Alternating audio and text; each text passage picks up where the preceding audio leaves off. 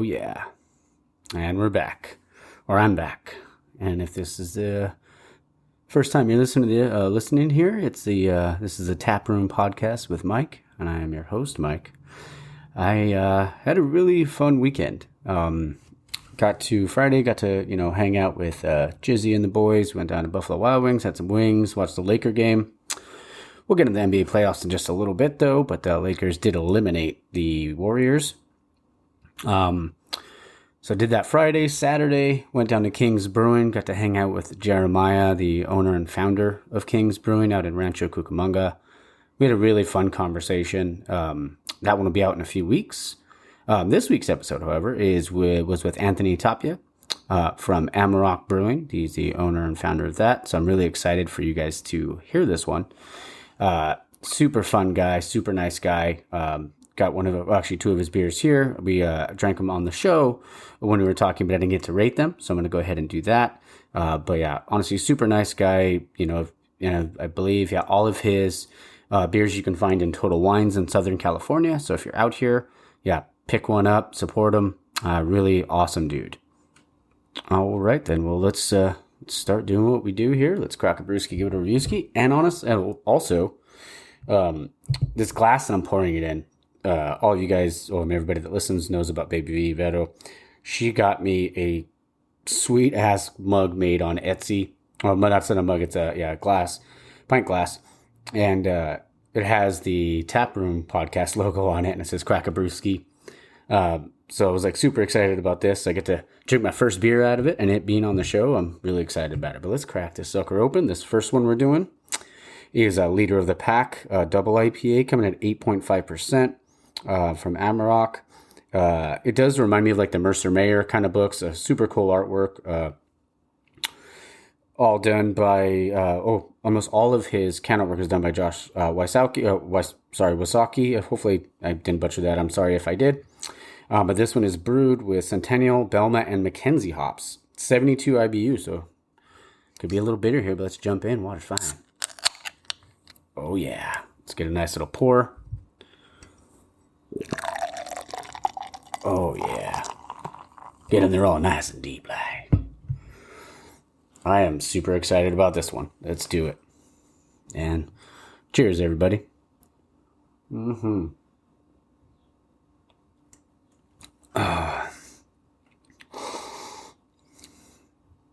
Oh yeah, that is good. If you're into to bitter beers and stuff like that, sorry, if you heard that. Somebody's honking out there. Well, this is really good, though. Really solid beer. It's got really good head retention, too. I've had a few of them because he gave me a few cases of it. But it's really solid. It's got that bitterness to it. It's got that double IPA. Oh, it is a double IPA, and it is really, really good. I'm going to jump in for one more here.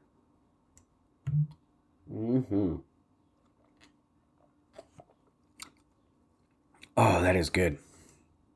I'm going to give that.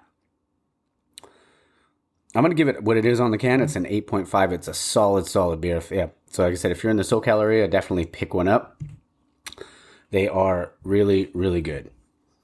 All right. So let's jump into the NBA playoffs first. We'll do that. Like I said, the Lakers did eliminate the Warriors.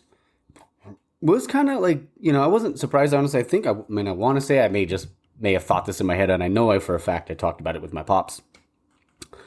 And speaking of family, real quick, just quick shout out to all the mothers out there. Happy Mother's Day to my mom, to my Auntie May, to my Auntie Shar, to all my aunts out there. So happy Mother's Day to you guys. But back into it. I was talking to my pops the other day about the Lakers, and I thought they can go as far. I believe this team can go as far as Anthony Davis can take them, because when AD is on, the Lakers get going. LeBron looked really good the other day. Steph was just almost felt like a one-man army, but I know Clay was playing really well too. But Steph was just, couldn't do it all by himself, or him and, why can't I just said his name, Klay Thompson. So, it looks like the Lakers are going to play Denver in the next round. That series should start, I want to say, in the next couple of days. I want to say, shows how prepared I am for this one. But yeah, no, for sure. And that series, I think that's going to be really good. Denver's been playing really well. Obviously, you got the Joker on your team, and Michael Porter Jr. has been playing well. I really think the Lakers can take it, and I'm not a Laker fan at all. And I'm sure you guys already know that. But I really feel like that they could win, and I think if they do, I think they win in. I'm gonna say 7. I wanted to say 6, but I'm gonna stay on the conservative side and say it goes 7 games. And then also we got Miami advanced. They beat New York. They won that series 4-2, so they won in 6. And then Philly and Boston. They're playing today on Mother's Day, Game 7. Boston's back home. Philly's, I mean, they've both played really well. I mean, I feel like they've kind of like, it feels like one game, one team takes the day off, and then it kind of goes back and forth. But I feel like Philly's really got a real shot. I like Boston for Ernie, but I also like Philly because of Anthony Kazauskas, who I had on the show. His episode will be out next week. It was an Instagram Spotlight episode. So I say if Philly or Boston, I think the winner of that series goes to the finals. I don't think Miami wins.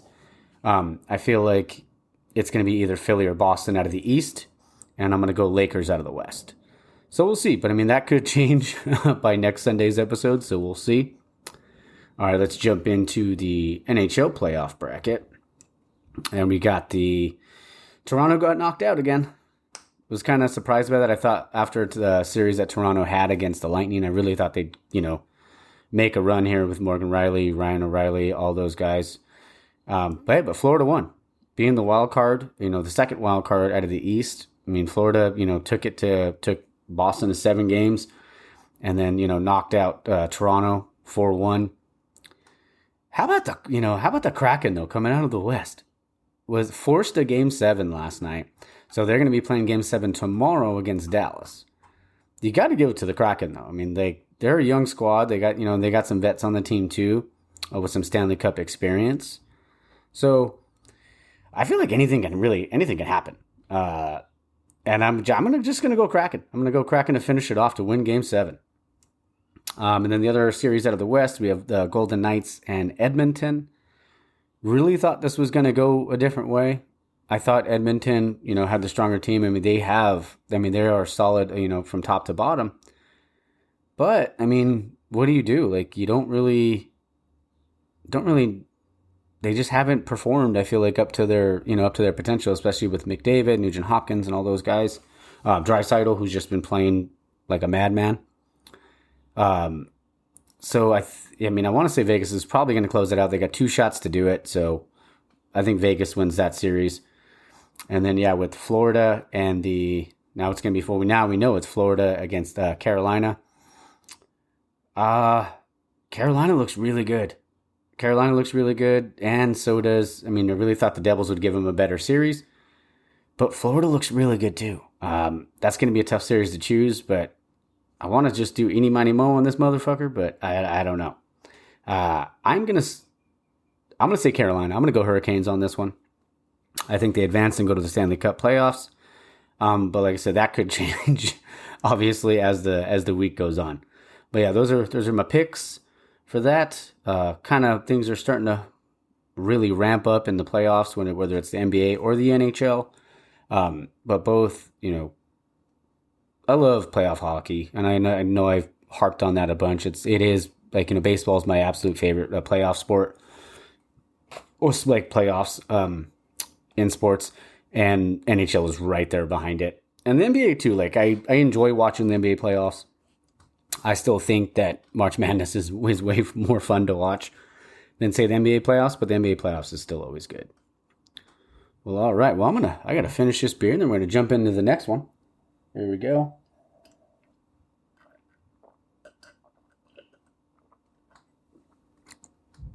Oh, yeah, that's good stuff. All right. Well, let's jump into the next one. I got to grab it out of the fridge. All right. Well, this next one from Amarok is Laughin' Larry's Golden Ale. It's a Belgian Golden Strong with yuzu coming in at 10%. It's super cool, like stuff on the can, and we talked about it on the actual interview, so I don't want to get too far into it. because I think you guys are really going to enjoy that. But it's a super cool can. Laughing Larry's Golden Ale. Let's see here. Just kind of describing it. Kind of looks like the Amarok, Rocco, actually. The dog is in the kitchen, and then, his cats, you can kind of see them on the can. It's really, really cool. So let me go ahead and we'll crack this sucker open, eh? Oh, yeah. Not as good as a crack as the first one, but still pretty decent.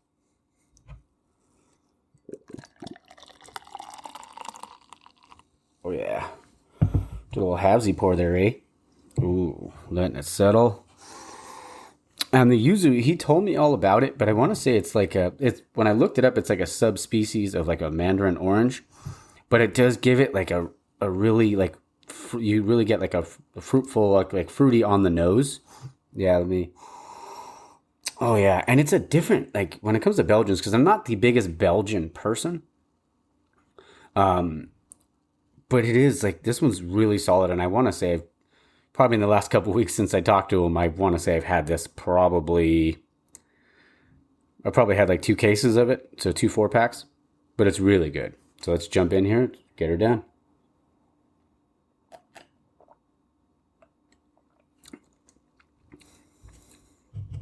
Oh yeah. That yuzu just gives it like a unique, I said a unique, jeez. Come on, Mike. I ain't editing it out, so it's fine. But it's got a really unique flavor to it. It's not something that I've ever, like, when I've had, obviously all different types of beers and different types of craft beers, I mean, it has such a unique flavor that you don't, like, when I first tried it, like, I didn't know what yuzu was. So, I mean, he told me all about it. But when you get that kind of, like, when you've had something, like, when you try something, you never got those, like, that kind of flavor before, it really, like, it threw me at first, but in the best way possible. Like, it was just, like, I was like, holy, like, my eyes kind of got big as I was drinking it the very first time.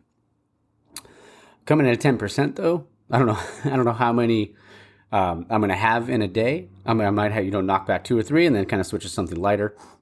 But it is really good. So, like, big shout out to Anthony. Everything he's doing, and he's brews everything out of Tortugo in Inglewood, California. But like I said, yeah, you can get all of the stuff in Total Wine. This next segment, though, I'm pretty excited about because it was really fun. If you guys don't follow on Instagram, it's at the Taproom Podcast. But this week I put out a question there, and I might start doing it more often just because I want to get you guys involved and stuff like that. But I asked people what their hangover cure was. So I got some good ones here. Not going to mention everybody's name because there's other stuff on there. But let's see. The first one of them is Chug a Liquid IV. You know what? I'm just gonna say the names. Fuck it. Mi Brewbra, or at Mi Brewbra. Chug a Liquid IV. Then I'll hit up In-N-Out, order double, add chilies, fries. Chilies, and then fries animal style.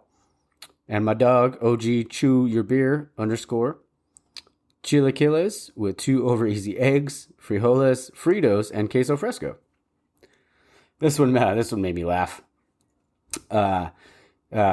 This one says, praying to Jesus from porch.beers.usa. He said we're actually going to be doing an episode together, but I think sometime next month. We're going to be doing a beer trade as well. He's from Delaware.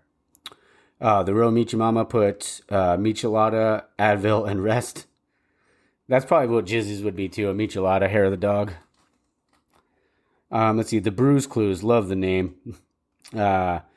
Jersey Mike sandwich, ibuprofen 800, lemon pepino Gatorade, and water. Jenny Lokes 3, put Jack in the Box. My other buddy, Junk Food Junkie 1, put greasy fast food. And Mario, Super Mario, Mr. Chains 84, put Liquid IV, Tylenol before bed, possibly one more in the AM, and a bowl of menudo. And then we got 2 more here, and then I have actually a couple other 2 more after that. Fears for Beers, my dog, Matty Ice, put breakfast burritos, extra eggs. Bone Shack Barbecue. But it's this Instagram, they actually, we're kind of working on something, trying to get him on the show eventually. But bone_shack_barbecue_OC put a fat join, eh? I was like, all right, here we go. I love it. And then also, the boys over at, not the boys, but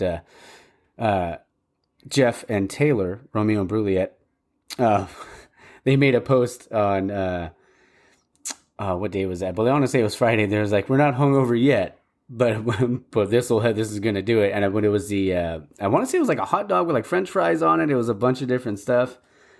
And Anthony Kazaskas, Kazoto Photo, who's going to be on like I said, he's going to be on next week's episode.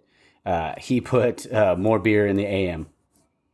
So yeah, we had super fun time. And then also, let's see what else. I think he had put some other he put an F ton of water, greasy ass food, and hair of the dog by 11 a.m. Love it.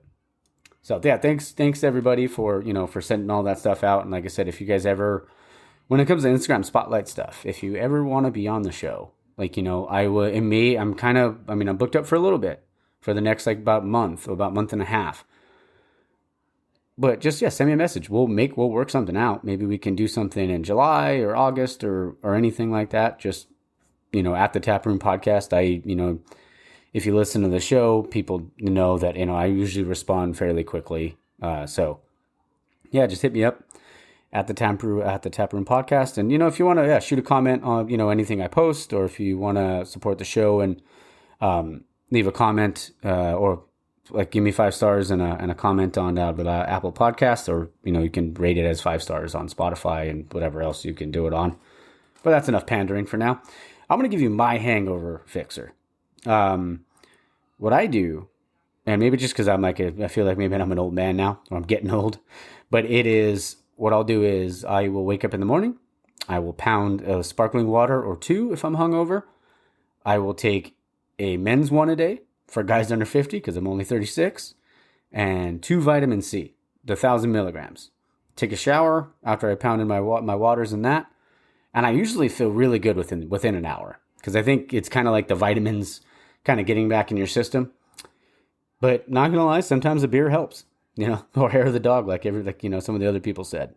But that's all I got for this week. So like I said, anytime you want to shoot me a message, go ahead, feel free, and I'll want to do more questions. And if you have any ideas for questions, feel free to hit me up on Instagram, and we'll talk about it. We'll maybe, I'll throw that question out there, but I love hearing from you guys.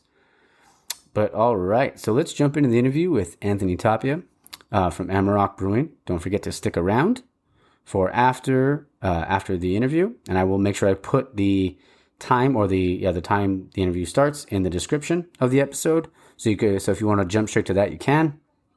But yeah, don't forget to stay tuned after for the Bro Code article of the week. Enjoy. All right, guys, welcome back to the Tap Room. I'm your host, Mike, and I'm here with I have a very special guest on today, Anthony Tapia from Amarok Brewing out in Glendale. How you doing today? Hey, man, how's it going? Thanks for having me. Good. Glad you're doing well. This is thanks for being on the show. This is really excited. I mean, kind of funny how you and I started conversating. Or had a conversation on Instagram because you asked why I tagged your brewery, in a certain post, and it was because I was, reviewing one of your beers, and it's just actually this first one we're going to be drinking because that's how we always start it. Cracker Brewski, give it a reviewski. This is a leader of the pack, the double IPA. I love this can, and we'll get into that a little bit later. But cheers, man! Cheers. I love the glass too. Mm-hmm.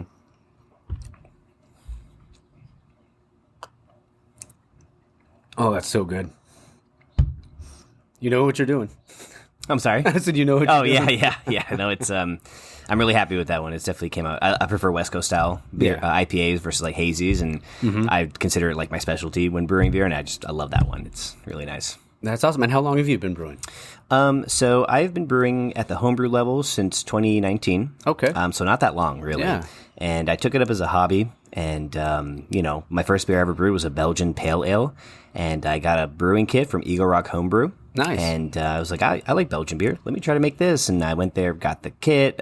Greg, who was the owner of Eagle Rock Homebrew, walked me through the steps. And I brewed it, had it in my closet for, I don't know, 2 months or something. And when I cracked the first one open and it was actually carbonated and tasted good, it didn't taste bad. I was like, oh man, this is awesome. Yeah. And it ignited. I doubled my production from there at home. I started brewing 2 beers, 3 beers, 4 beers. I had a bunch of buckets in my closet. Awesome. And, I started entering homebrew competitions, which really kind of ignited the brewing passion. And that Belgian Pale Ale won a bronze medal in Oregon's Brew Crew, beer competition, and it won a bronze. And, I'll show you my medal rack later, but I mean, awesome. The bronze, when I held that medal, it wasn't like a little kiddie medal. It was like actually heavy. I was like, oh shit. I want to do this. That's really cool, man. Yeah. And especially you said only doing it since 2019. That's like, in brewing years, that's like, you're like a little kid. That's awesome. Most definitely. A lot of people have long histories, and I just started doing it. And when I do something, I go both feet in. This is kind of what I do in my life generally. And one thing led to another. I started meeting people, started experimenting, and I've ended up, sending my beer to all over the country. I have 90 medals from 40 states. Wow. Which is, bronze, silver, and gold, couple best of shows, and at the homebrew level. Yeah. And I was just like, man, this is going pretty well. Pretty happy with this. That's really cool, man. And you said the first one was a Belgium, what kind of kit was it that you were using? So it wasn't actually a kit in the sense you would buy from online. It was just, Greg at Eagle Rock Homebrew had, a bunch of ingredients that he would set aside. So kind of like a kit, but his own made one. It was just a Belgian pale ale. I used Chimay yeast. Okay. If you're familiar with Chimay, and just, with some Belgian pale malt, a little caramel 20, I want to say, and just some Chimay yeast.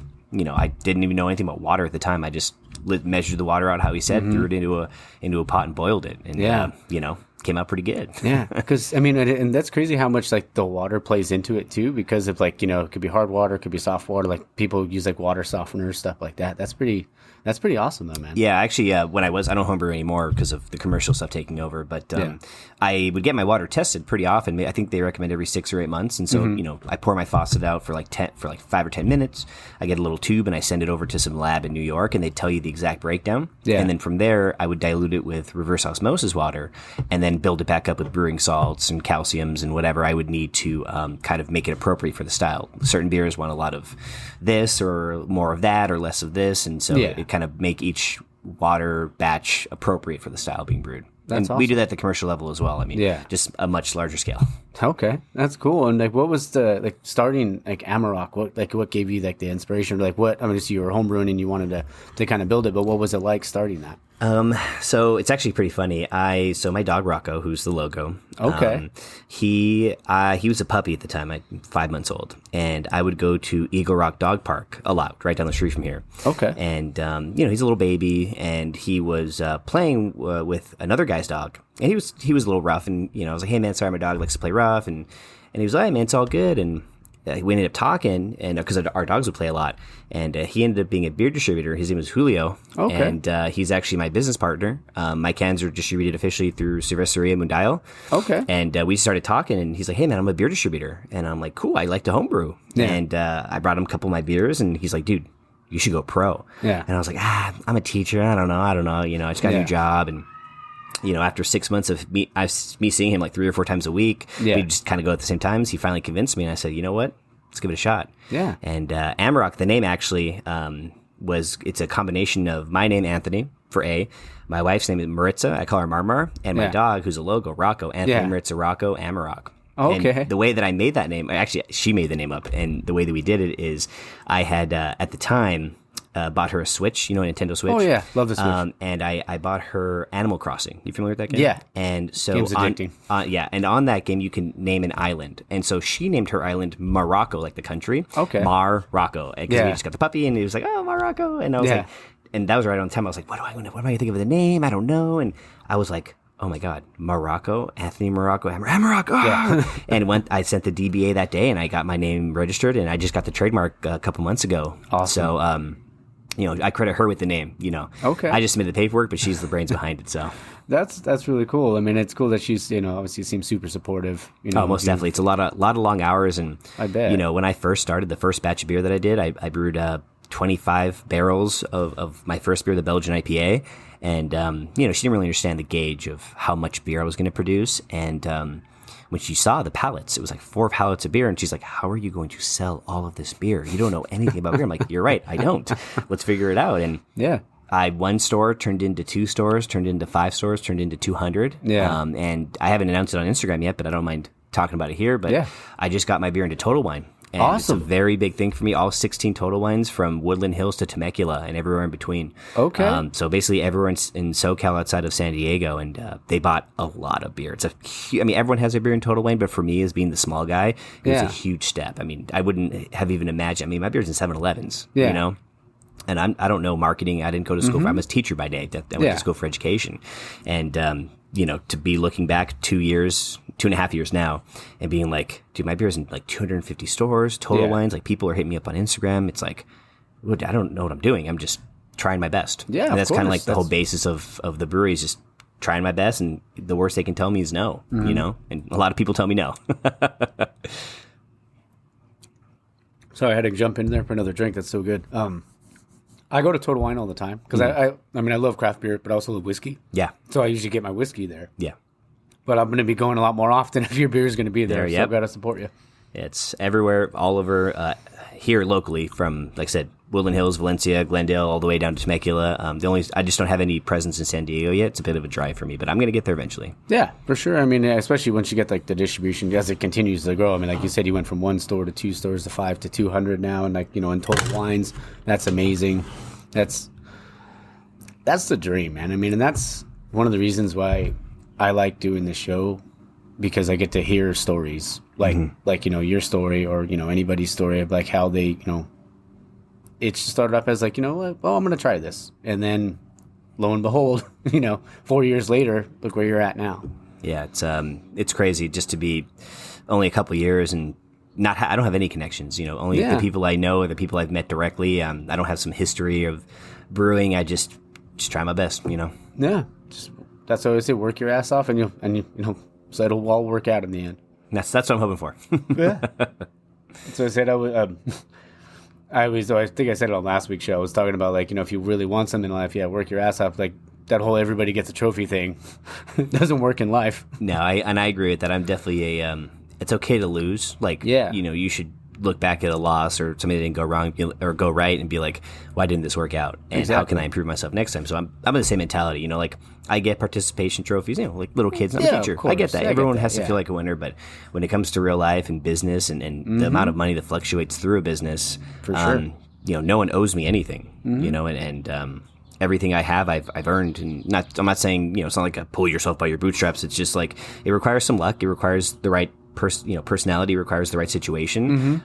But putting yourself in that situation more often than not, eventually something's going to hit. And I have 250 stores. I've been to another 200 stores that told me, no, get out of here. I don't want your beer. And sometimes it does hurt my feelings. It makes me upset. And but I don't sit there and wallow on it. I move forward and say, well, for every store that says no, a store is going to say yes. That's how I always moving forward, never stepping back, and just trying to be a positive person. I'm pretty overly positive in my life generally, and I try to, even when I'm having a bad day, which we all have bad days, I try to translate that to always tomorrow's gonna be better, and maybe tomorrow's gonna be worse. Who knows?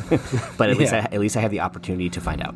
Yeah, and that's really cool, man. I mean, to me, that's what the American dream is: just working your butt off to try to do what you can to to get ahead in life. And clearly, it seems like you're on your way there. Thank you. Well above being on your way there. So congratulations. Appreciate it, man. Thank you. Yeah. Do you have a favorite style do you like to brew, or is it? Or we'll start with your favorite kind of type of beer to drink, and then we'll move into the kind of style you like to brew. So, I probably have like a top 2. I love a unique West Coast IPA. Yeah, could be 5%. It could be 11%. Yeah, I love what breweries are doing with. New hops come out every year. New experimental hops come out. I've used experimental hops. The flavors are always changing, and the complexities are new every crop. And so it's so much fun to see what breweries are doing. There are people who are making, amazing West Coast beers. Yeah. And so that's what I try to do when I channel my West Coast. I'm like, let me do something interesting, something weird, a combination that no one's ever done before. Yeah. So a good West Coast is my preferred style. With a close, tied for first are Belgian beers, and I was just in Belgium a couple weeks ago on my honeymoon, and man, I love like the classic like Deconic. I went to a bunch of Trappist monasteries. You know, I went to West Lorraine and Chimay and West Mall, and just going to all these monasteries. That beer's been brewed since the 1700s, if not before then. I love just a classic Belgian. Anything from a double to a triple to a quad to a single. I mean, to a blonde. Yeah, I love that beer. So, you know, it's a nice break from the IPAs every once in a while. Oh yeah, you need that difference, and I feel like West Coast, especially, like I feel like they're kind of growing like hazies were a couple of years ago. I mean, hazies are still big, but I feel like West Coast are kind of really getting a lot bigger now. Yeah, I think hazies are tapering off. I mean, I do one hazy a year. You know, it's fun. People like it. They do sell. I get it. But you know, if I go to a brewery, I don't really go for the hazy unless it's something that sounds interesting to me. Yeah. But I typically go if I see a West Coast or if I see a Belgian. I almost always will get like little samplers. You know, like a flight. I'll get if they have multiple IPAs, multiple Belgians, just kind of see what they're doing. And but I think West Coast, I'm not alone in the thought that West Coast is superior to hazies. But I mean, they'll have their places and times, you know, different flavor profiles and whatnot. Yeah, for sure. And it's kind of like almost like the time of the year kind of thing too. Oh yeah, like because I always feel like every year we do when it used to be all of the guys together, now it's just me, when I would do like stouts giving. So I would just get like I'd line up like 5 stouts and do a show just about stouts. And then, you know, I kind of feel like hazies are kind of like springish, and then like when summer starts to roll around, that's where you see like more pilsners and stuff like that. Yeah. Because I mean, I remember growing up as a kid, like loving pilsners. Like who didn't like love, you know, especially being a kid. Probably, I'm gonna do finger quotes of being underage. Sure. Of, you know, having one of the American beers. Sure. But I feel like what some breweries now do with like pilsners and like, you know, rice lagers, stuff like that, or rice pilsners, Czech pilsners. I feel like those are kind of making a resurgence right now too. I mean, they you know, everyone calls them the crispy boys. Yeah. And I love it. I mean, I love like an Italian pilsner, like a dry hop pilsner. I love that. I mean, you know, that's what people say. That's how you can judge a brewery. Yeah. You go there and you try their pilsner or their lager and see, because there's, you know, if it's good, then they have good practice and whatever. I always, like I said, that flight, like I get a flight to try out a bunch of beers. I usually include the cream ale if they have it, or a pilsner. Czech pilsners are super fun, you know. Italian pilsners. I mean, that's a style that has history behind it. And, you know, West Coast IPAs, hazies, like they don't have a history, right? Like they're like in the last 30 years, and hazies in the last 10, right? They're babies in beer years. Yeah, but like pilsners have been made, you know, I don't know, 100 years? Yeah. Maybe more. And it's just like one of those things where it's like there is a proven history of what this beer should look like. I mean, you can have your spin on it. You could throw fruit if you want. I mean, you shouldn't, but you could. Yeah. You know, and so it's kind of fun seeing the you know, ingenuity and the interesting takes on what I would perceive as classic styles. Oh, for sure. So it's fun. I mean, it's fun for me as someone who brews beer. It's fun for me as someone who enjoys beer, you know? Yeah. Whenever I go out of town, the first thing I do is I look what breweries are nearby. We got to stop by a couple, see what the local flavor looks like. Yeah. And I mean, that's something that my wife and I, we love to do that. I mean, we've been to probably 300 breweries, you know? That's awesome.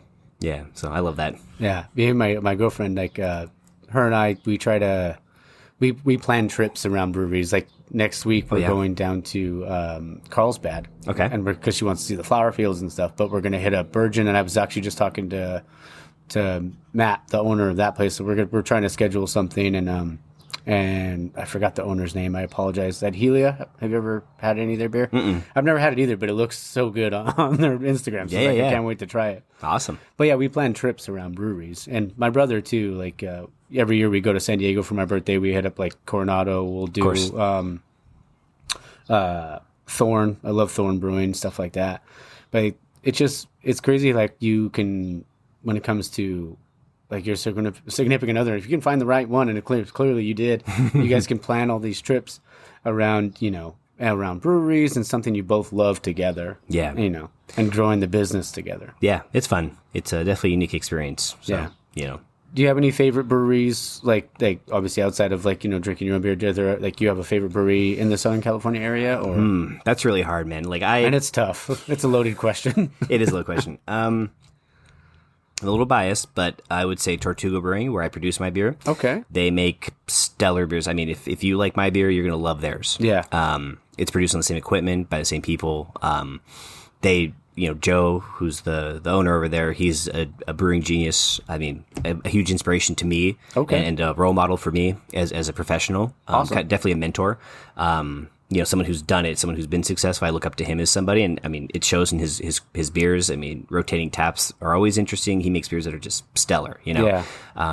I don't know. It's hard. You put me on the spot here. Oh, it's all good, man. Yeah, my bad. I mean, but no, I think Tortuga is really good. I mean, I like Paperback here in Glendale. They're nice people. Paperback's good. Yeah, they're cool people.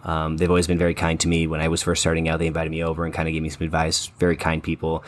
Brew Yard here, they're a Filipino inspired brewery. My wife's Filipino. Okay. And so we love going down there. It's right down the street. Those guys are also super cool. Yeah. I interviewed Josh, one of the brewers from there. Yeah, no, great people. I love my wife and her. We take her family when they're in town. We take them there because they make a Colonenset Lager, which is an Ube IPA. And their the Ube one. Yeah. Oh, it's so good. Yeah, and it's purple. Yeah, exactly. It's so crazy. So it's really fun. Oddly enough, my unrelated, but my dad recently retired, and he had his retirement party at Brewery Yard. He worked in the same little area there. Yeah. He worked at a metal shop. It's like hidden back there. And he had his retirement party there. A couple months ago, so it's like a thing. He loves that brewery too, so it's really cool. We kind of connect on that, That's cool. Congrats to your dad on retirement. Yeah. So it was fun for him, and the good people there too, really kind. Yeah. But yeah, that's the super local stuff, right down the street for me, kind of. Oh yeah, I mean, and there's so much there's a ton of breweries. I feel like in the Glendale area. There is. I mean, there's like 110 in LA County. Yeah. So like, I think here alone there's 3 or 4. I mean, if you go to Burbank, there's another 3 or 4. You go Pasadena, a new one just opened up in Pasadena, Wild Parrot. I just saw Rocky right there. Oh yeah, he's watching you from the stairs. He's peeking out. Yeah, he's like, who is that? There's a new one that opened up in Pasadena, Wild Parrot. Okay. John is the owner there. Really cool guy, hardworking dude. Great place. Highly recommend checking it out. They opened up less than a year ago. Oh wow! And it's right on Colorado, but it's in would you call that East Pasadena? I think so. And probably. It's on Colorado, but it's not. No, it's way past Old Town. Oh, it's way outside of Old Town. If you keep riding Colorado, you'll see it eventually. I mean, it's a small little place. They've been. I would recommend going there. They're really Definitely. Cool. But yeah, love the local guys.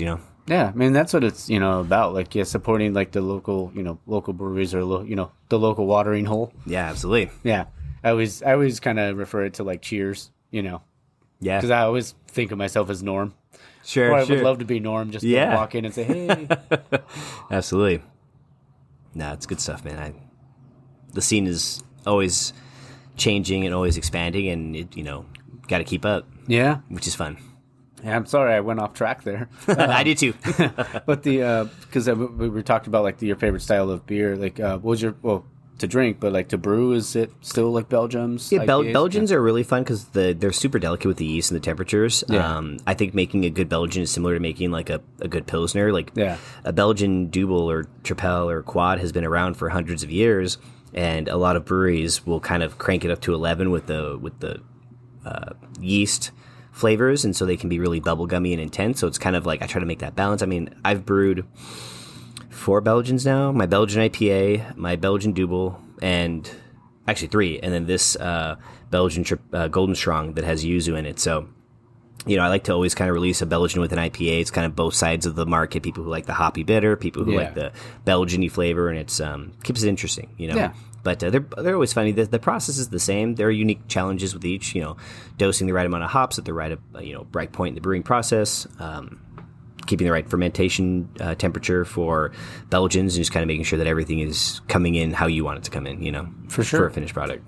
Yeah, that's really cool, man. And I did want to talk about the artwork on your cans. Yes, because when I first saw this one, the Leader of the Pack, it did remind me of like the old Mercer Mayer books from like the 90s. Yeah. It's very picture book style. Oh, for sure. With the pastel colors. Yeah, it reminds me of just straight up 90s, and it's freaking so cool. And I want who does the artwork? So my artist. So I've had 2 artists. My current one, his name is Josh Wysocki, and he's actually. Do you know what Neopets is? You ever heard of Neopets? It's like a video game on the computer. Yeah. Been around since you and I were kids. Yeah. He's actually the lead designer for Neopets. And so, like, for all the artwork that Neopets does, Josh does it. And I met him. So my first 3 labels that I have here on the table, people can't see on the podcast, but my first 3 here were done by my wife's best friend. Okay. And she is an artist by trade. So these three right here, and she's an artist by trade, and she did a great job, and I loved working with her. Yeah. But she that definitely looks like Rocky. On this. Yeah, and she ended up getting a new job that was hard for her to commit to being able to do work, do my labels. And I have deadlines as well when I'm releasing new beers. So Josh had hit me up on Instagram. Hey man, love your beer. I'm an artist, love to work with you. And I said, hey, I got my wife's best friend. I can't, fire her. Or, she likes working with me. And she ended up quitting. And I said, hey Josh, let's give you a shot. And he's done every label since then. I've done 13 beers now. And, he's done the last... she did the first 3, so he's done 10 labels now. Wow. And I love working with him. He's passionate about beer. He does some of Tortugo's labels as well. And he's just fun to work with. And, if you look at my labels, they all have different art styles. Mm-hmm. And what I tell Josh is I say, hey, man, do whatever you want. I give him an idea, say this is what the beer's called. Either it's one of my Hop Around the World series or whatever. I say, this is my idea. He gives me like 5 to 7 drafts, and I say, let's see 1 and 2, and so we'll build those out. And I'm not an artist; I can't draw at all. Like I am, and so he is just. I give him complete creative freedom, and I say, do whatever you want, and then we'll make adjustments. Like he'll do something, I'm like, maybe change this a little bit, or I don't know if I like this, but yeah, Josh is stellar, amazing to work with. I can see him doing more breweries labels in the future because he's just so passionate, so easy to work with. He's reasonable, and he cares about beer, and that's something that's hard. Like. Anyone can do a good job at any job, really. But when someone's passionate, they put that extra, just that extra effort in. Not that other people aren't trying, but he kills it, man. I love working with him. He's really captured Rocco's personality in the labels. My 2 cats, Pebbles and Chester, they're always in there making a cameo. And so he just has captured their personality, which I love. Yeah, and he does a great job. I'm looking at some of the artwork here, and I'll take some pictures for the Instagram so you listeners can see it. There's a Michigan Hazy IPA. Rocco kind of looks like how he was looking. Rocky looks like he was. Was it Rocco or Rocky? Rocco. Rocco, sorry. That's okay. And he looked like how he was looking at me, but you can see it. He's in captured his his personality on his face perfectly. This one made me laugh, though. Yeah, that's nice. Actually, that one, oddly enough, my friend, a different guy, I had him do that one. It was like I don't know what you would call it, like a guest label. And okay. So it's a little bit of a change of style from what I was doing. It's a Belgian double, so it's a dark beer. But it looks pretty cool. It almost looks like a monk or something. Yeah, he's supposed to. Yeah, exactly. Yeah. Oh, this one's so cool. This is a Science Fair double IPA. Oh, man. Yeah, I'm definitely sorry, listeners. For the people listening, I'll have to take... this is the one right here. I love that one. It's one of my favorite ones, Yeah, that's so Triple cool. IPA. That was actually one of my favorite beers I made as well. Yeah? Oh, yeah. Triple West Coast. Yeah. I could drink that all day. Yeah, for you listeners. I wouldn't last very long, but Yeah. Oh, I'm sure it went quick. And that's one of the things I love about can artwork, and I say it all the time. Well, let me go back to this because I'll go off on a whole other tangent, and I'll forget to come back to this. But for the listeners, it looks like, and I'll take pictures, but it looks like an X marks the spot kind of map, and it looks so cool. And you can see Rocco, and you can see the 2 cats. One of them's a sea creatures, like a sea monster, or a mermaid too. Mm-hmm. That's so cool. But yeah, one thing I love about the can artwork is because that's what draws people in. Especially if you're not just the average, not the average, but like a craft beer drinker. Mm-hmm. Like sometimes people just go into breweries and that's why I know a lot of breweries are, they have seltzers, stuff like that. Sure. Of course, you want to, make sure that you're, diversify. Yeah, exactly. Including, the people that don't always like that. But sometimes that can be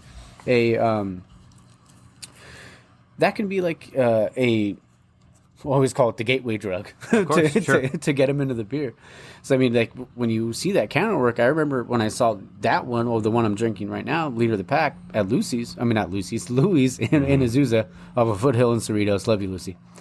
I saw that can. I was like, I need that. I need that can. And I remember I showed my girlfriend. She was just like, "Oh my gosh!" It reminded me of those books. I was like, "Yeah," because I couldn't for the life of me. It was like Bernstein Bears, exactly. Mercer Mayer. He would definitely want like a Winnie the Pooh style with this one. The pastel colors, the soft edges. Yeah, and I love how they're carrying hops. Is he carrying a bag of barley or something? Exactly. Yeah, and I tell this to Josh because he works for Neopets and does all the artwork and advertising stuff for them. You could have the best beer in the world, the best number 1 11 out of 10 beer in the can. Mm-hmm. But if the artwork doesn't draw the consumer in, exactly, it doesn't matter. Yeah. Similarly, you could have the worst beer in the world. And I'm not going to say beers are bad or the worst, but let's say a beer you don't prefer, or it's made poorly or something, or it's old. and the artwork is killer, you're going to buy the beer. You'll be disappointed with the liquid, but you know, at the end of the day, the artwork did its job. Got you to pay money, and at the end of the day, this is a business. And while I'm passionate, and while you know there is money coming in and out of the business, you have to make a product that is appealing to the consumer, both on a small and large scale. Because, you know, go to Total Wine, go to any liquor store you've ever been to, go to Louis. They have, 100, 200, 300 beers. Yeah. You know, and it's on the artist, it's on the brewery to make sure that artwork pops. Yeah. And making something pop against other people who are your peers, who are just as good, if not better than you at what you do, how do you win? Yeah. It's tough, man. One of my favorite shops and one of my oldest accounts is the Bottle Shop in Silmar. Oh, and I love those guys. You know, very close friends of mine. And they go there, and it's just, it's hypnotizing. Yeah. They've got, I'm not exaggerating, like 300-400 beers. Yeah. And you just look, and everything gets lost in the shuffle because everything is eye-catching, everything is interesting. There's, you know, funny beers. There's, like, beers that have, like, parody. There are, like, dark beers that are, like, the, you know, intense, like, heavy metal covers almost. Yeah. And, you know, it's just appealing to different crowds. And so it's on me, and I tell Josh this all the time, you know, no pressure, but, you know, my business rides or dies on your ability to make this label. And I give him a hard time about it, but at the end of the day, it's like if I don't do a good job producing a label, or he doesn't do a good job doing anything, then the business folds, and it's as simple as that. Yeah. At the end of the day, if the branding isn't good, if the message isn't clear, if the business isn't sound, at the end of the day, if money's not coming in, the business doesn't produce anything, you know? Yeah. So it's a challenging part of the business. Like, if I could just stand on a brew deck and just brew beer all day, and just have somebody else sell it, that'd be wonderful. But at the end of the day, you know, I'm the only person who does this. If I'm not going out and selling beer today, nobody's going out and selling beer today. You know, I don't have people to rely on. So it's one of those things where it's like, you know, I am my own support system. I don't, you know, if I don't succeed on a certain day, that's that. You know, on to the next, like I said earlier. But, you know, it's challenging, but it's fun. It's seeing people's artwork. I see people's cans, and I'm like, damn, that is a sick idea. Yeah. That is so cool. Like, I love this. I love the little niche little things, or the small little details. I love that stuff. Yeah.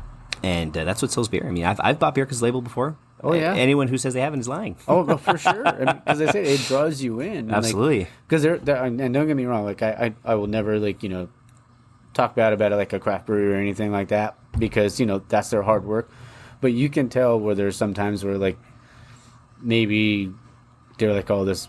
So there are times, I'm sure, because it can be cost effective to, you don't want to get rid of stuff. But sometimes it's just, you know, you have a bad batch, and, you know, but it just seems like the way you like to do it, it's like you want to put out the best product possible, whether it's what's in the can or what's outside of the can. At the end of the day, the liquid is what matters. But, you know, it's a whole package deal. Yeah. And so you got to try your best. And it's easy to make mistakes, man. For sure. Yeah. You know, and so one thing, and, you know, it's all in your QA and QC. As long as you are paying attention and trying your best, everything will work out. Exactly. Probably. Yeah. But like you were saying though earlier about experimenting, like, you know, sometimes you need to, like, you know, you're like, you know what, I have it where it is right now, but maybe what if I try doing that to it? Or what if I try doing this to it? Or going there, going here, and people can't see me, but I'm pointing at different parts of the sky. Yeah. But that's what I love about, you know, when you can sit down and have these kind of conversations with a brewer, because, you know, what I always say is everybody's trying to get to, when it comes to craft beer, everybody's trying to get to the same place or same destination, but it's a different journey for everybody. It is. Yeah. What I'm doing works for me, but may not work for somebody else in the same way that what other people do. And, like, it could be hyper successful. Like Giga, you know, they've made it, they've succeeded, however you want to classify it. It may not work for me because it's not my style, or I just don't know how to do something. So yeah, it's a unique thing in the sense that, like, on the consumer end, you have a glass of beer, you have a glass of beer. You know that, but there's so many man hours. There are so many different ideas. There are things that they shot down that they said, "Yeah, let's do this. Let's modify this," before it goes from grain to glass. And that's kind of like the complexity, like any profession. You know, that's not unique to brewing by any means. Yeah. But you know, I'm in it, and so I have, you know, a relatively solid amount of experience so far in these last 2.5 years. For sure. It being in business, that, you know, everything's going pretty well for me. I've doubled production this year. I was only doing one beer at a time, and now I've done two. I release these both simultaneously, and so it's a big jump for me. Going from producing 300 cases to 600. Yeah, that's a lot to deal with, and so it's just one of those things where it's like you have to live it, you have to fail, you have to learn from your mistakes, you have to succeed, you have to feel good, you have to feel bad, and at the end of the day, you have to reflect: is this what you want to do, and are you happy with what you've done, or do you need to do something else? It's kind of what I ask myself, pretty often. Yeah, self-reflection and whatnot. Oh, of course. I mean, because like you and I were talking, I think before, it was like we all have our bad days. Sometimes like, there's days where you're like, man, I don't want to get up. I don't want to do this. There it is. I just want to stay home and play video games, man. Oh, yeah. Straight up. Oh, you live like video games. So you were talking about Animal Crossing earlier, so I should have got that. But what games do you like to play? I play a lot of games, man. I was obviously big into Warzone and whatnot. That's always super fun. And I played Halo when that came out. Okay. I like to play games. My wife and I play games on Switch and whatnot. Xbox, PlayStation, in PC mostly. I built my own PC, so I kind of like find random games on Steam and play with my friends. We like to play co-op games, and one thing that we like to do is we will play a scary game. Okay. And so we'll go to my house or someone else's house, and we'll turn our lights off, start playing at 11 p.m. Yeah. And those jump scare games, and so we'll all be on the couch, and everyone takes turns playing, and people scream and they die, and it's like super fun. We just drink a couple beers and just scream at the TV. It's like watching a scary movie, but you're the one fucking it up and dying. Oh yeah. Long time ago, but this is like when Dead Space was still. Oh, I love Dead Space. I know Dead Space is back now. They remastered the first one. Yeah, it was actually excellent. Yeah, I've been wanting to play it, but I've been waiting to get like a next gen console. But now like the PlayStation 5s are more readily available, so I'll buy it then. I'll probably buy it soon. But when I would play Dead Space 2, I would get my noise canceling headphones. Oh God, no. Yeah, yeah. I would put on the noise canceling headphones. You hear the sound in one ear and then the other ear. Oh yeah. No way, man. And my brother, I love him to death, but yeah, he doesn't like those kind of games. Yeah. So one time I told him, I was like, I'll play. You just put on the headphones, and I turned off all the lights. It was pitch black. And it was the only light was from the TV, and he was just like, oh, what the fuck was that? He turned back behind. Yeah, we did that with a VR game. Okay. With the headset and whatever. Oh, yeah. Dude, I had a friend who ran into a wall. He you play a scary game and you're like in the... Anyway, we're on a tangent, but it was so much fun. Yeah. It's just fun. It's just like an experience, and we get together. We're in our 30s now, man. So people come over, I'll barbecue, make some food and drink some beer, and we just kind of hang out, and it's how we get together in our 30s. Yeah. Oh, dude, that's what we do. Like honestly, video games for me, but honestly, I love to grill, but I love to smoke meats and stuff like that. I need to get a smoker. I love the flat top too, because I like to make smash burgers and stuff like that. So we're probably gonna have to get together and have smoke some meat or something like that and have a few beers. But I love video games, and you don't have to worry about going on a tangent, because video games for me, this platform, I love to talk anything you're into, because I didn't know if you were into sports either. I love sports. Okay, big into basketball. I watched both the games last night. Yeah, Lakers and Warriors. Yeah. So. With the Kings forced Game 7, right? They did. The Kings forced Game 7. Lakers blew out the Grizzlies by 40. I want to say, yeah. We turned the game off at I think they pulled their starters at 9. Oh yeah, it was 185 to 85 to 125. Right? I want to say something like that. Yeah, we turned the game off after a while. I was like, dude, they're getting destroyed. They gave up. I really feel like the Lakers, after they added D'Angelo Hall and all those guys, I felt like they were gonna. Was it D'Angelo Hall? D'Angelo something. Russell. D'Angelo Russell. Yeah, I couldn't think of his name. Yeah, D'Lo. I always call him D'Lo. Yeah. Yeah, he came back from the T-Wolves. I mean, he's putting up some good minutes and some good points for them. And I mean, AD's been healthy, LeBron's been healthy. They have some their bench players are coming up. I mean, they're in the second round. I mean, they're gonna play. They play the Kings. I think they win. They play the Warriors. It'll be a good series. Yeah, we'll see. I think the Kings play Sunday. I want to say. Yeah, but today is Saturday, right? So they play tomorrow. Yeah, so that should be a good one. Do you like baseball?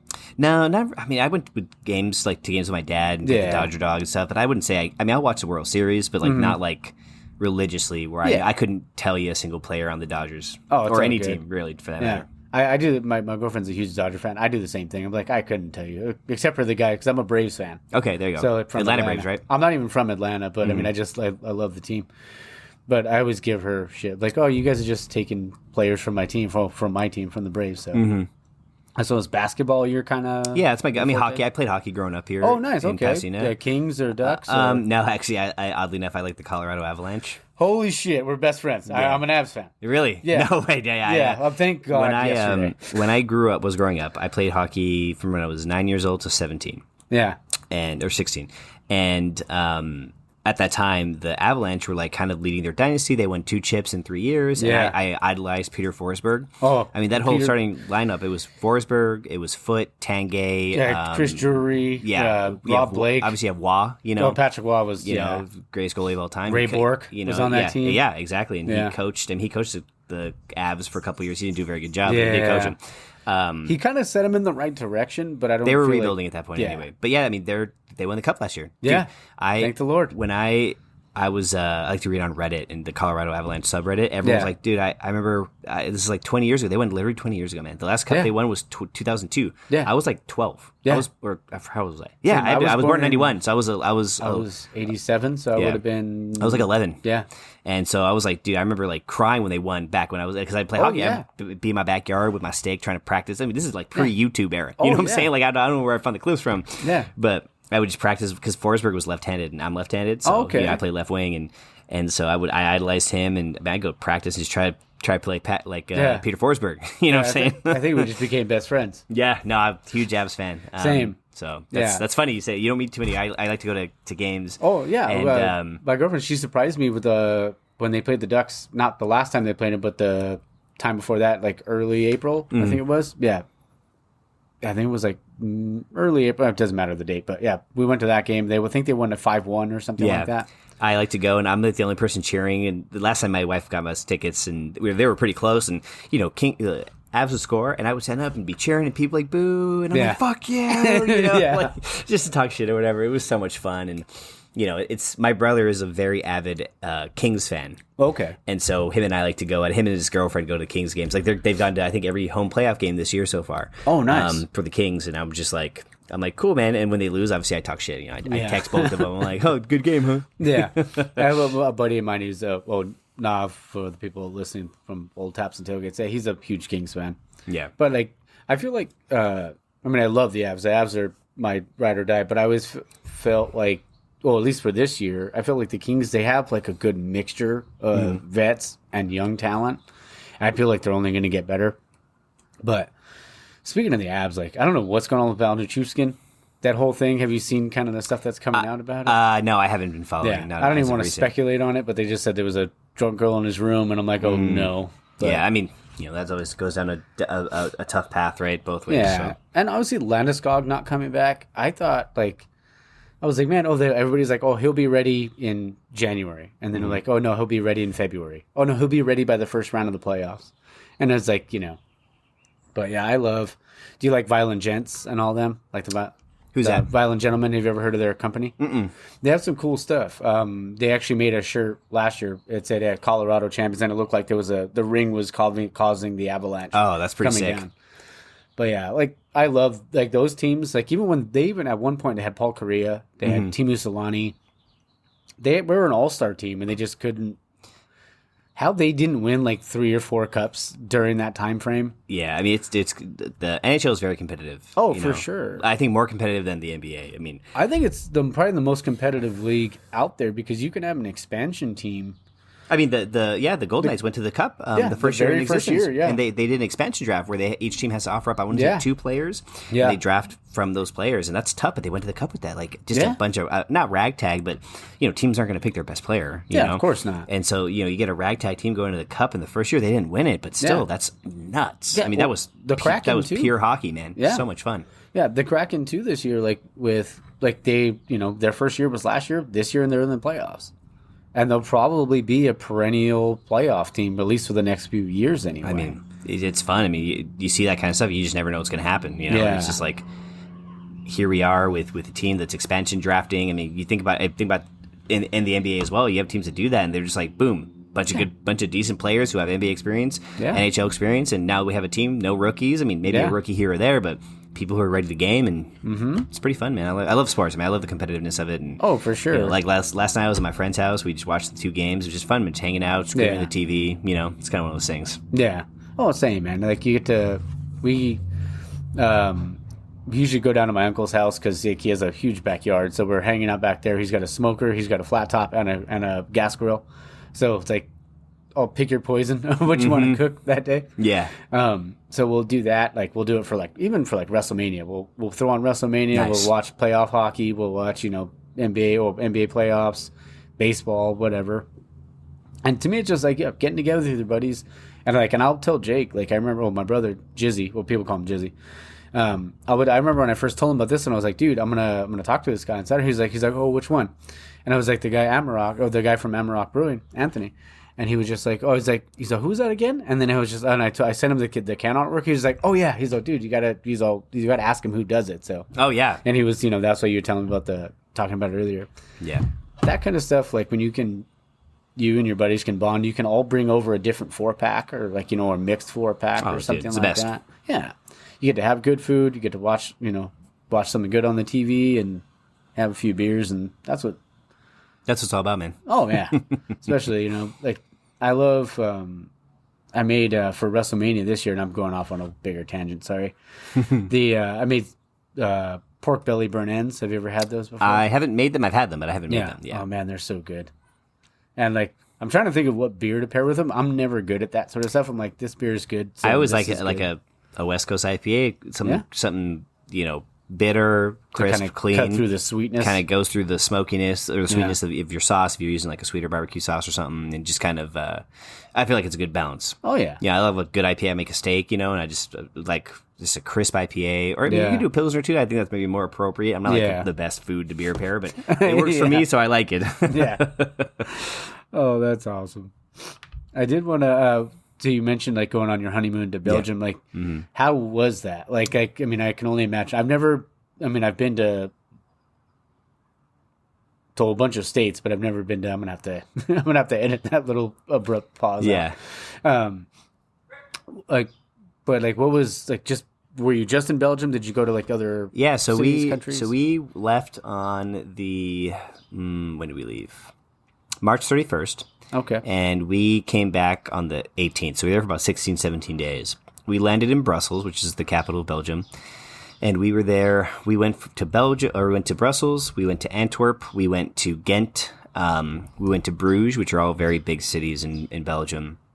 So we spent a total of 4 days in Belgium. Then we flew to Switzerland to hang out with a friend of mine who lives there currently. So we went to Switzerland for 4 days. Oh, wow. And then we came back to Belgium and spent another 6-7 days in Belgium. So we went to so many, breweries have been around, like I said, for hundreds of years. Yeah. And just beer that I love, that I grew up loving. When I was 21, 22, I would get Belgian beer. I was like, dude, I don't really know much about craft beer. And, back in 10 years ago, there wasn't too much craft beer as there is now, Exactly. And so, I would just get Belgian beer, and I loved it. And I went to Fantôme, and I got to meet Danny Prignon, which is such a life-changing experience. Yeah. And I love Saisons. Got to see his little brewery in the countryside. We rented a car and just drove all over the country, and the public transport there is amazing. I bet. But, dude, beers that you're spending, I don't know, $7-8 here, because of import and tariffs and whatnot, you're spending €2, €3 there. Yeah. And the euro is stronger than the dollar, but not by much. So you're spending $3.50 American for a beer that costs you $8 or $9 here in the States. Wow.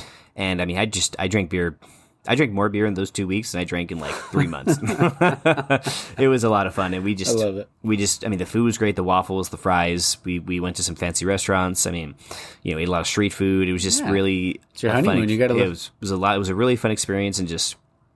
I actually had never had a passport prior to that. I've never left the country. Okay. And so I had to get a passport for this honeymoon. And so I was like, oh man, I was kind of nervous, flying over the ocean and everything and all that stuff. But, it was cool. It was a good experience. And we're going back. Actually, we're going to Scotland in October for my friend's wedding. He's getting married, and he lives in Scotland now with his soon-to-be wife. And so we're flying back in October to hang out with them for a week. Going to be in Edinburgh and in Glasgow, which is pretty cool. That's so cool, man. It just sounds like it'd be all the beer you're talking about, all the food, just sounds like probably the best weekend ever, or the best week. Well, how long were you there 16 for? days, 17 days. 16, oh, yeah. Almost 2.5 weeks? Yeah, it was great. Sounds amazing. Definitely by the last 2 or 3 days, though, I was ready to come home. I was like, I miss my dog. My dog was with my parents, and my parents love he's their grandpuppy, So. Yeah. I bet he freaked out when he saw you. Oh, man. He, didn't realize we were... Because, he freaks out when we drop him off and whatnot, but... After that long, that's the longest he's ever been away from us.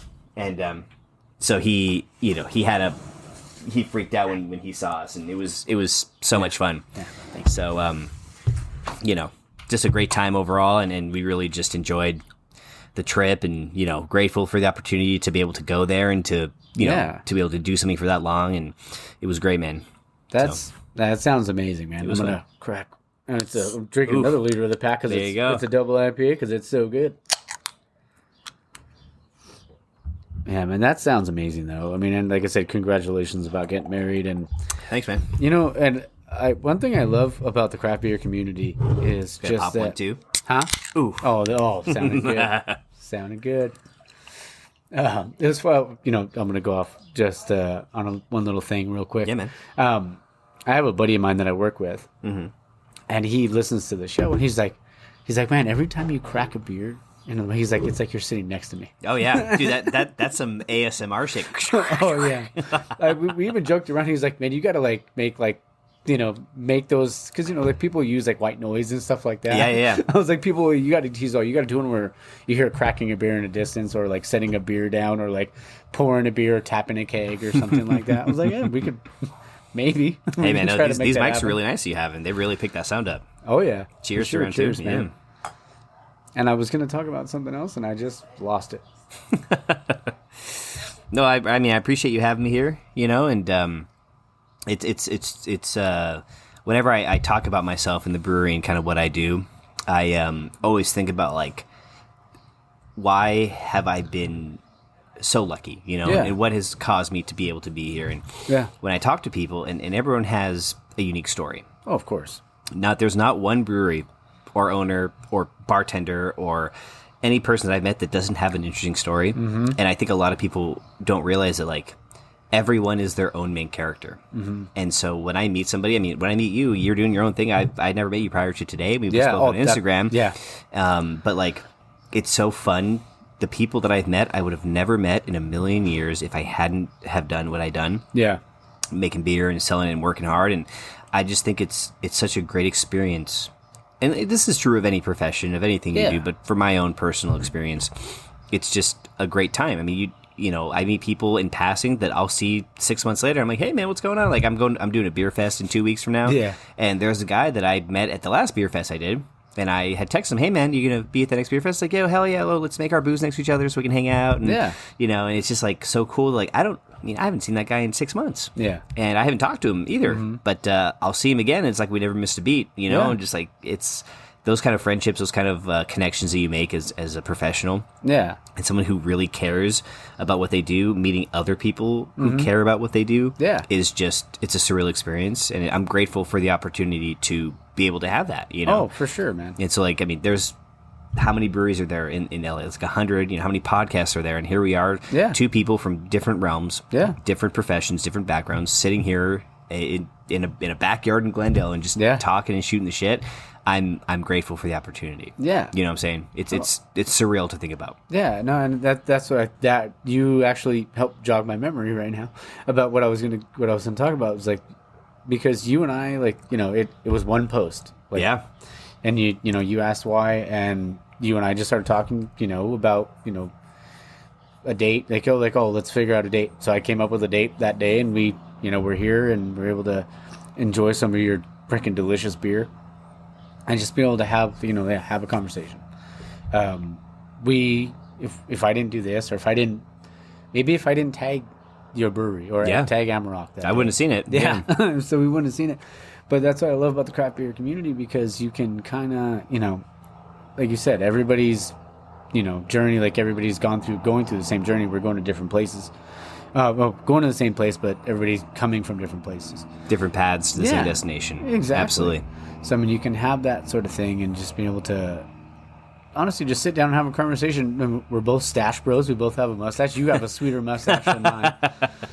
But growing since 2018. Yeah. So, man, because I used to have a really long one. I might have an old photo, but I even threw the wax in there and it would curl up. Pre-COVID, I used to wax my stash, but when you would wear the mask, it would, like, the wax was brown. Oh, yeah. And so it would look like my mask, like I shit my mask. And so I was like, all right, so now I do a more wipe. yeah, exactly. So now I use like a thicker kind of style, which I prefer. But I had like this crazy. I'll show you a picture later. I had like a crazy Salvador Dali kind of. Oh, really? On. Yeah, and so it was fun, man. It was a lot of work and have to balance it and make sure it was even. But now it's not even. It's not. I need to go to a bar. I need them to even it out. But sweet stash though. Yeah, it's fun. Thank you. Yeah. So I mean, we're stash bros. We're Avs bros. Yeah, so man, perfect. Match made in heaven. Here you go. Exactly. And, great beer. So the only thing, because I know you like the Lakers, but I'm a Bulls fan. I'm not a Lakers fan. I'll be honest. Oh, you're not? I actually no, I'm not a fan. Okay. Yeah, I'm a fan of generally the NBA. Okay. So like I definitely root for California teams. So in the finals, Lakers in finals, I root for the Lakers. Okay. But like in California teams in general, but I prefer to watch. I like players. Like I like Doncic. I like just players who are young and who are new or trying their best. Or it's just fun for me to watch. I don't really like I love Jimmy Butler. I like the Heat. I like Jimmy Butler because I'm a Bulls fan. So there you go. When he was on the that was a while ago now, but I like teams that are young. Like I like the Bulls actually. They're a young team. They didn't make the playoffs this time. They lost the play-in. Yeah. But I just like teams that are just on the up and coming. It's just fun for me to watch. For sure. I enjoy a good game. I have preferences here and there. Like I'll hate certain players or certain teams. Oh, same. But I enjoy the NBA holistically, and my favorite thing with my friends is my friends are all huge Laker fans. I'm like, oh, I hate the Lakers, but I don't really hate the Lakers. I just kind of want to see a good game, and whoever wins. I prefer in the finals West Coast. Yeah. If I could prefer even California team. Yeah. But I was just saying when I was a kid, because I grew up watching. My dad is a huge Laker fan, and I told you he's not too far from me. He's in South Pass, Altadena area. Grew up. He was obviously a huge Laker fan, watching the Showtime Lakers and all that sort of stuff. But I grew up watching Jordan. But he always told me he's like, if you don't have to cheer for the teams that I cheer for. You can. That's how I came up with the Avalanche. Yeah, because I saw Joe Sakic and Forsberg and Milan Hajduk and all those guys. But and even like for the NFL, he's a Raider fan. So like all my teams, the only team I cheer for in Southern California is USC. Okay, sure. But my brother's a UCLA fan, and people always give me shit about it, but I support my brother. So I cheer for UCLA as long as they're not playing USC. There you go. Yeah. But every other team, like in the NFL, it's the Packers, hockey, the Avalanche, the basketball is the Bulls, and baseball is the Braves. I'm trying to get into MLS, but I'm like, it's kind of hard sometimes. Yeah, I mean, I have some friends who are super into MLS, and I've never gone to a game. I've been invited, but I just haven't had the opportunity. I'm usually pretty busy on the weekends with their stuff. Yeah, of course. But I mean, I'm not a huge soccer fan. I mean, I'll watch the World Cup. My dad's really into it, so like when the World Cup's around, him and I will watch it together. But like, the World Cup's like it's different. Yeah, it's that's exactly right. It's a spectacle. But yeah, I'm not super into soccer in general. You know? I like to watch. I cheer for Chelsea in the English Premier League, but they're just absolute dog shit this year. Sorry, Chelsea. I love you guys. Go Blues, but we suck. Yeah, I hear that. Before we finish it up, though, I did want to ask you, because I do always ask, like anytime I'm going to a different city, even though I know Glendale's not super far. It's called Locals Only. Okay. Do you have like a favorite? I feel like I would always ask people when I talk to people out of state, like what the best burger is. But I feel like in California, I know In-N-Out's kind of sure. So I mean, I try not to ask that, but like, what's your favorite restaurant? Maybe bar, like you could do both in Glendale. Yeah, so I would say I want to do favorite burrito. Okay. And it's El Sauz. It's ELSAUZ. It's a little dirty shack on San Fernando Boulevard. It's probably cash only. And of course, yeah. And they don't take card. Yeah. And they have the best burrito. Awesome. I will stand by that. El Sauz on San Fernando and Glendale. Okay. That is the best burrito. You get a asada. Their Jamaica is amazing. Yeah. It's a little. I mean, you sit in the parking lot in the back of your truck or in your car on the hood of your roof or a hood of your trunk and just eat your food in the parking lot. Highly recommend El Sauz. Awesome. In terms of bar, I actually really like the San Fernando. Also on San Fernando Boulevard, actually not too far from where we are. Nice. They have a great happy hour. I prefer old fashions if I'm going to drink liquor. I like love old fashions. Yeah. And they have like a happy hour old fashioned $5, and they're really cool about it.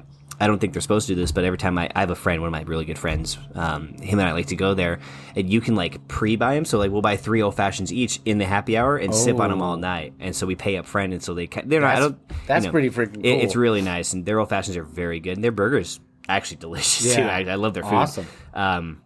So San Fernando is really cool, and so we've gone there a couple times. We've been to like I said, El Salvo's is the best burrito in Glendale. Okay. Best breakfast burrito though is in Pasadena. It's called Lucky Boy.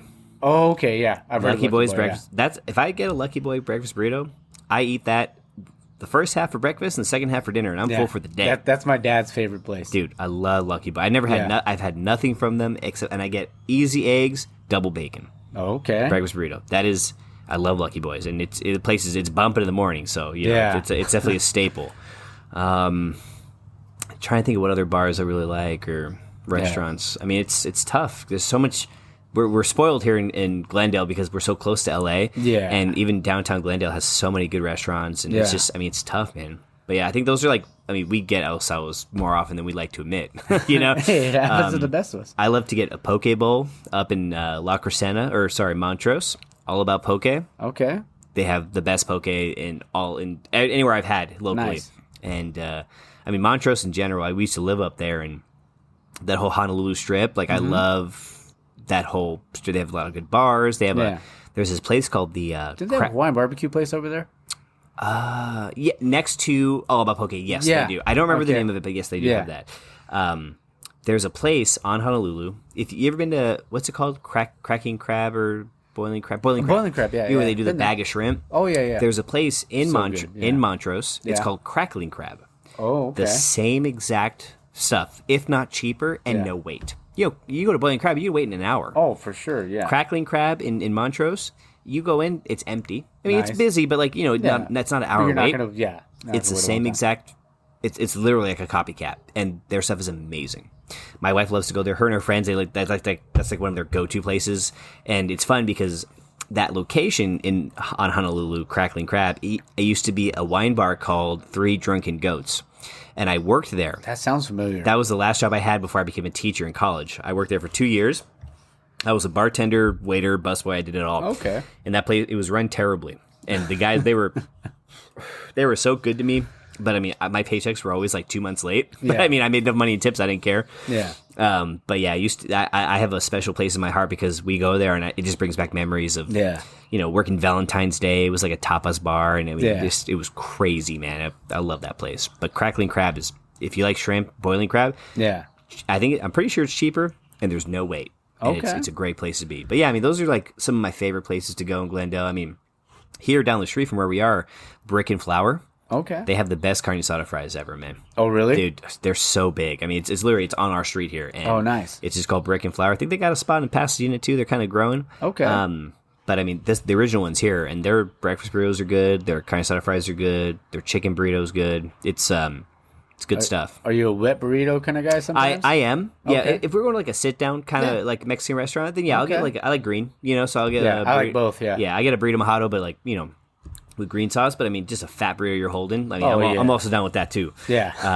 Can't go wrong with it. Yeah, but that place is pretty good. But I think those are like my local split places I would shout out that I think are just excellent. All right. Places that we frequent, places that we like to go to, and just, they have good happy hours. They have good food. It's a local place. It's a one of. That's just where they are. That's what they do, and it's pretty fun, man. I love it. Do you like spicy? Do you like hot sauce in there? Do you like spicy hot sauce? Yeah, or like spicy chile, I guess. Yeah, I love spicy. I mean, I have a pretty good spice cabinet, or like a hot sauce cabinet. I love it. One thing that my dad and I connect on is hot sauce. Whenever I go to when we went to Belgium, I brought him back some pretty wild hot sauce from like these guys. Like it's like a 2-man operation in Belgium, in Brussels, and I bought their hottest sauce and their favorite sauce. I said, "Give me your hottest and give me your favorite." Okay. And that's whenever we go somewhere new, I bring my dad back some hot sauce and we have him with some chips and, it's kind of our thing we do, That's cool. And so, I love spicy. I mean, I like flavor too, but, every once in a while, let's crank it up a little bit. Let's see how much we can hurt ourselves before we cry. Exactly. Do you like chilaquiles? I love chilaquiles, yeah. Okay. Well, that's my wife's favorite thing to get for like brunch and breakfast. That's like her go-to. Do you like college football? Say again? Do you like college football? Not It's okay. You don't have not to. Really. Like I don't really watch college football. Yeah, but if you want to, because like usually like the first week of the season or the first Saturday of the first college football season is like Labor Day weekend. Mm-hmm.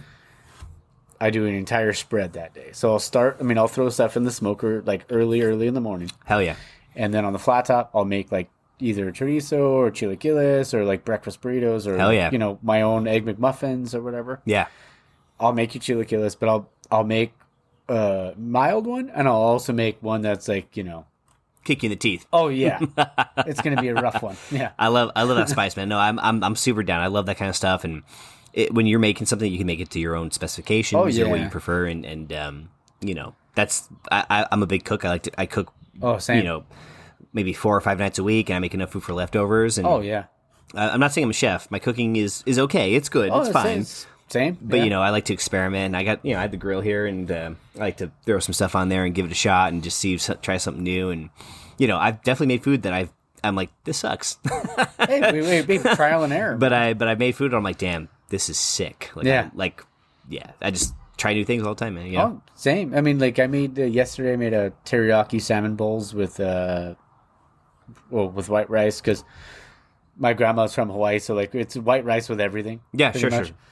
So like but I grind, but I don't make like the full fillet. Like I'll put the fillet in there and then I kind of chop it up. Yeah. Now we're just talking about food, but it's all right. I chop it We've up. been off topic for a while now. Yeah, that's all right. And then I just throw a little broccoli on the side. You get a little bit of garnish. Hell yeah. But honestly, man, this has been an absolute pleasure. Hey, man, thank you so much. I mean, we're going to probably have one more beer off air, so sorry suckers that are listening. I'm just kidding. Love you guys. But thank you again for being on the show. I won't put I'm going to edit this out after because I was going to say what date's coming out, but thank you again for being on the show. I love this. Your beer is amazing. Like all the can artwork. I might have to take one of those stickers for my girlfriend's ice chest because she loves to put the labels on there. Absolutely. So, and also before we go, can we talk about the coasters? Yes. Yeah. So I have a friend, and she makes her Instagram is IPA_coasters. Okay. And she's super cool. She makes a bunch of this is like some wood. Can't really describe it, on the mic here. And what she does is she puts some sealer kind of spray. She cuts out my labels and puts them on these coasters and makes coasters out of not just mine, but a bunch of different breweries' labels. Yeah. And she's super cool. And I trade her beer for coasters and I give them away as gifts to people. And they're super nice. I'll give you some before you go. I have a bunch. That. Yeah, that's and awesome. It's just fun to have coasters around with just the label front and center. And it's just such a fun thing to do. And so, like, I have other coasters, but, like, these are my coasters I give people. And I put it, and people, like, it's always a talking piece. Someone new comes over and they're like, whoa, what is this? I'm like, oh, what I just told you. I have this friend. She makes coasters. I trade her in, she just does it for fun. It's a hobby of hers. And I trade her beer for coasters. Yeah. So shout out to her. I mean, and that's the thing. It doesn't have to, like, whether if you're in craft beer, it doesn't have to be just about, obviously the beer is the selling point, but then you have, the labels, the coasters, people that do that kind of stuff to be able to promote your brand and stuff like that. To me, that's the best part about this community. Everybody's so open and welcoming and like, because there's other craft beer podcasts out there. There's obviously a ton of craft breweries out there. But everybody's just like, I shouldn't say I never, but I mean, I have not met someone where they're like, oh no, man, this is my thing. Why are you doing this? Mm-hmm. Everybody's just like super welcoming. Inclusive. Yeah. And it's rare actually to have someone, or rather have a profession. I mean, and sure, people want their podcast, their brewery to be more successful. Of course. Yeah. I mean, that's the definition of running a business or doing anything. But I would agree. Every experience I've met with other brewery owners, other brewers, they are always supportive of you. Like, dude, that's sick. Oh, I did this, and let me bounce ideas off you. Yeah. And that is what makes the brewing community and every other tangent podcast or activity that's related to brewing just so much fun. That everybody wants to be inclusive. Hey, man, come with us. It doesn't matter if you're year 1 or year 10. Yeah. Come hang out. Let's bounce ideas. Let's have a beer, and it's such a social construct, and I love it, man. I've never felt like looked down on. I've always because I'm the new guy, right? Like I'm the small guy. I've never felt like people like, oh, I'm so much better than you. Everyone's been so kind to me.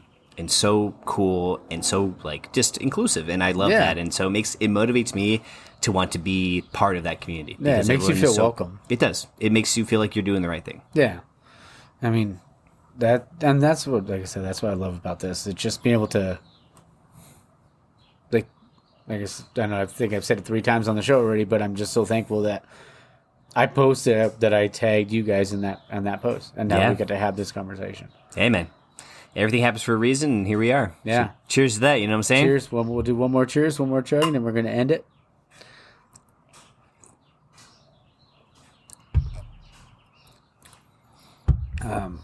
Thank you again to Anthony Tapia being on the show, for the locals only, for talking about his beer, talking about the labels, the coasters, everything.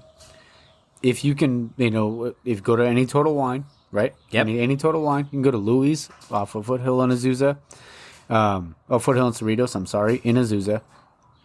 Go down there, pick up his beer. It's really great. And you can, when you listen to this episode, you can drink one of his beers and you can think about like the story behind everything. And that's what this is about. So I really appreciate you being on, brother. Appreciate it, man. Cheers. Yeah. Thank you again. I said we're Stash Bros, we're Avs Bros. And Taps found that'll do it. I hope you enjoyed the episode. Stay tuned for the article from the Bro Code. All right, guys. I hope you enjoyed that. Like I said, it was super fun. We had a great time. It was just a solid conversation. Really solid dude. Definitely, these are the kind of people you always want to support. You want to be able to just, support people that are putting out good product, and, and that continue to, that's what I love about the craft beer community. Everybody's super supportive. And, if you're ever thinking about doing something like this, and you have questions about how to start a podcast or anything like that, or what kind of equipment you can use, or, stuff like that, or like what we distribute through, just send me a message, man. Like, and it's, a lot of stuff's out there, but I'm always here to help. Like, I love to be able to connect with people and be able to do stuff like this. And like I said, just have a solid conversation. But like we always end the episode with the Bro Code, the article of the week. Article 16 of the Bro Code. A bro should be able to, I'm going to start over, and I'm not editing that out. So, Article 16. A bro should be able, at any time, to recite the following reigning Super Bowl reigning champions: Super Bowl, World Series, and Playmate of the Year. Hope you guys enjoyed the episode. I'll talk to you guys next week.